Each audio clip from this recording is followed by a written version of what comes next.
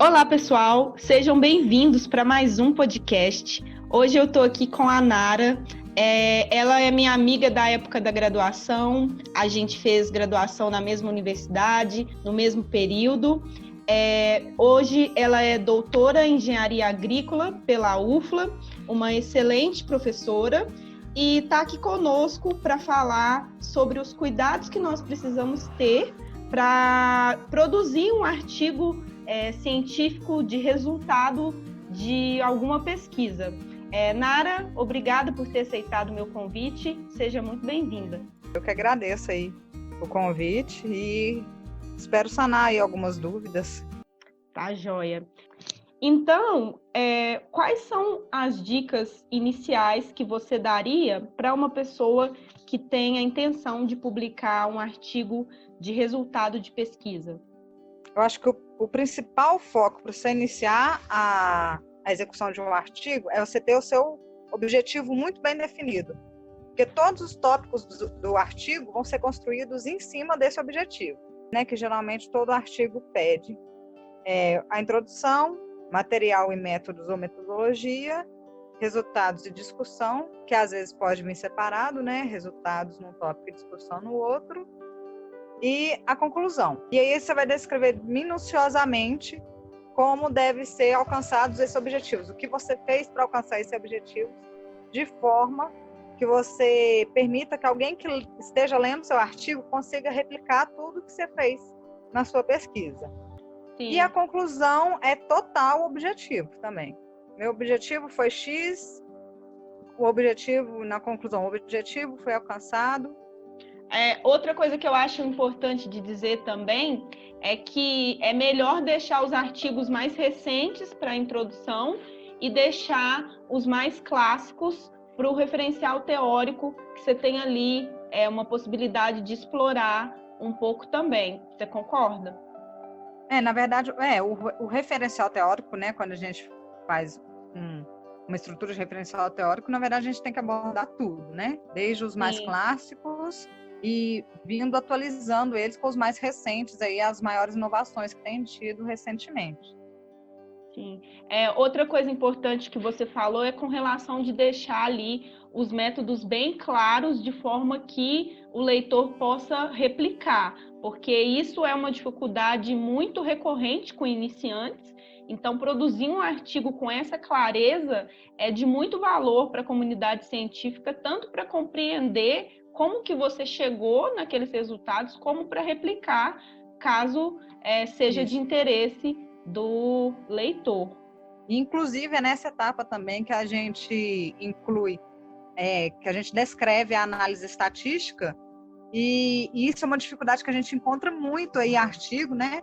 Então, eu acho que vale a pena, se a pessoa não tiver muito conhecimento em estatística, até procurar algum professor, algum orientador que tenha, ou até algum profissional que possa ajudar ela por isso e fazer isso por ela, porque eu já vi muito artigo aí sendo aceito só por causa da estatística, como já vi muito artigo sendo rejeitado por causa da estatística também, porque é uma estatística que a gente diz fraca, né? E o que você aponta como os principais erros?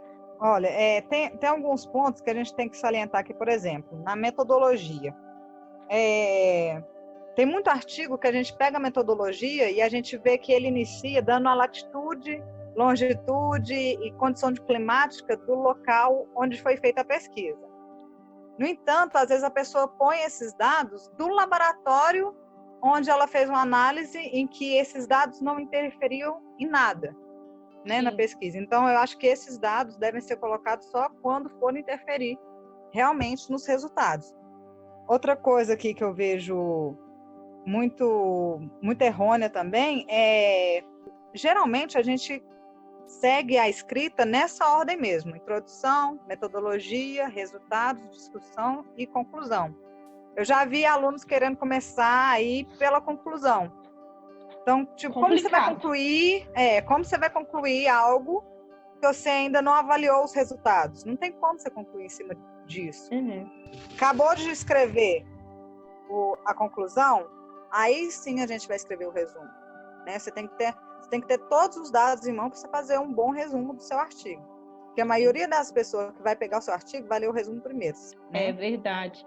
Outra coisa também, tem alguns livros de metodologia científica que recomendam escrever a introdução por último. Eu até entendo a lógica, né? Porque você vai desenvolvendo ali o artigo, e aí pode ser que no meio ali da pesquisa, dependendo dos dados que você tem em mãos, você acaba retirando alguma parte, incluindo uma outra parte, e aí depois você tem que mudar isso na introdução. Então faz até sentido essa recomendação da introdução por último, mas eu particularmente prefiro fazer da forma que você está recomendando, fazendo a introdução primeiro, porque ali você consegue montar um esqueleto, né? Uma estrutura do que vai ser o restante do artigo. Então, de certa forma, aquilo ali te orienta na hora de você escrever os outros tópicos.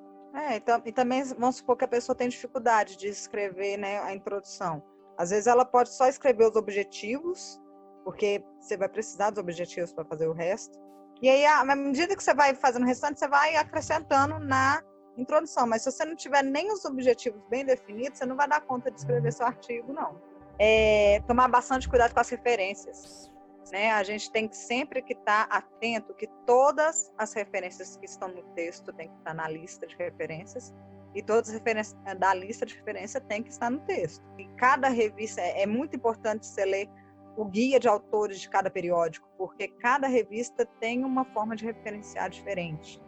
Outra coisa legal de dizer é que muitas pessoas têm dúvidas, né, com as regras ABNT, e tem muitas revistas que deixam um exemplo ali de como você vai citar, na verdade não das citações, mas das referências, tanto das referências de livros, de artigos, já tem ali um modelo que fica mais fácil para o aluno ter uma orientação do tipo de referência que a revista está esperando que ele faça, né? Se você está querendo publicar numa revista, baixa um artigo da revista, mesmo que não seja da sua área, e veja como que ele foi escrito.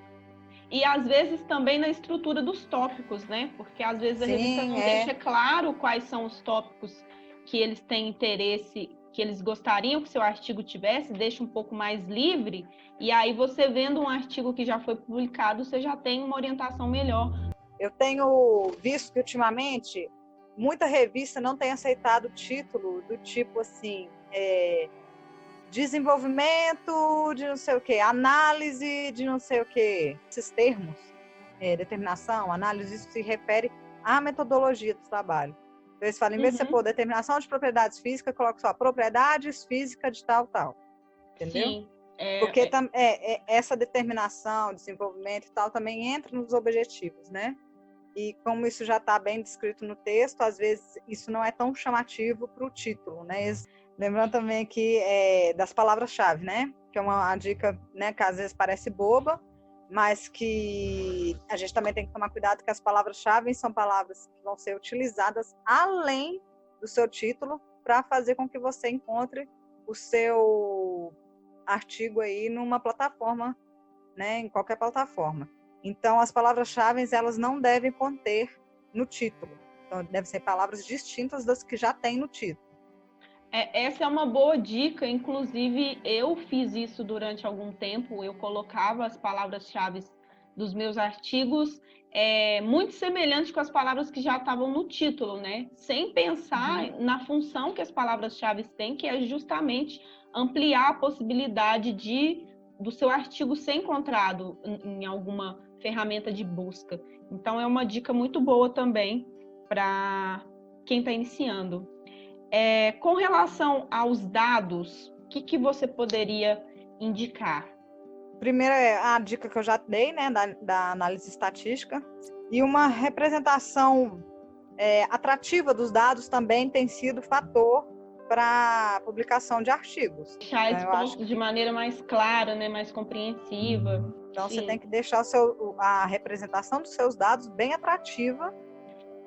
Outra coisa também, quando a maioria das análises estatísticas que eu faço, sempre que eu estou com dificuldade, eu procuro um vídeo no YouTube com alguém fazendo aquela análise estatística. Então, assim, é uma dica muito simples e que às vezes pode ajudar bastante, porque quando você vai usar algum programa, os comandos, geralmente eles têm muito detalhes, então você precisa selecionar as coisas específicas, a forma de escrever precisa ser específico. Às vezes você não consegue gerar os seus dados por causa de um espaço que você colocou no lugar errado. Sim, eu acho que todas as plataformas da internet são válidas. Tipo, não deixa de usar a Google. Uma plataforma que eu uso demais é vocabulário de sinônimos. Então, eu sempre procuro sinônimos para não ficar repetindo sempre a mesma palavra. Então, eu acho não tem medo de usar as plataformas que a gente tem à nossa disposição, não. Que é tudo muito válido.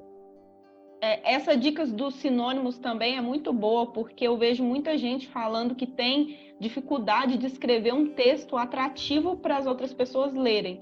E uma coisa que é ruim é você pegar um texto que está ali com as palavras repetitivas, né? Então, eu Sim. acho que é muito válido essa dica dos sinônimos.